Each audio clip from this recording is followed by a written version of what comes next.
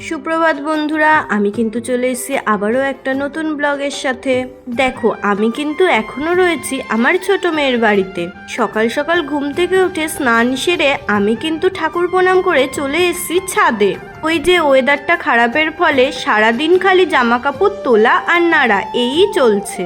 দেখো, তোমাদের সাথে কথা বলতে বলতে আমার কিন্তু সব জামা কাপড় নাড়া হয়ে গেছে। আর তারই পরে দেখো, এই যে এটা কি ফল বলো তো? যে ফলটার নাম যাই হোক না কেন, ফলটা ছিল খুবই টক। সেই জন্যই তো মুখে দেওয়ার সাথে সাথে আমার মুখের রিয়াকশনটা তোমরা দেখো। আর রিয়াকশনটা দেখেই তো বুঝতে পারছো কিরকম টক ফলটা। আর তারই পরে দেখো, আমার কিন্তু দূরে চোখ পড়লো।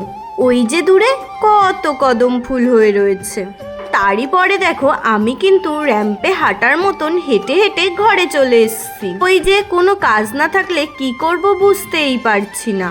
মেয়ের বাড়ি আসলে তো ওই একটাই কাজ, খাওয়া আর ঘুমানো। তাই তো খাওয়া দাওয়া করে এসে দেখো আমি কিন্তু হাওয়া খেতে শুরু করেছি। তবে হ্যাঁ, খাবারের মেনুটা কিন্তু আমি আজকে স্কিপ করে গেছি। আসলে খেতে বসে আমি কিন্তু ফোন নিতে একদমই ভুলে গিয়েছিলাম। তাও তারই পরে চলে গিয়েছিলাম একটু ভাইয়ের ঘরে। আর তোমরা তো জানোই, ভাই শুধু আমার পেছনে লাগে। আর তাই তো আমি কিন্তু বক বক বক বক করতে শুরু করেছিলাম। আর তারই পরে কিন্তু সন্ধ্যা লাগার সাথে সাথে মেয়ে আমার খাবার নিয়ে হাজির। এখন আমি সন্ধ্যার টিফিনটা সারি। আচ্ছা, তোমরা সন্ধ্যায় কি কি খেলে? নাও বাপু, ভিডিওটা কিন্তু আমি আর বড় করব না। তাই তো দুদু মাছ টাটা করে দিই।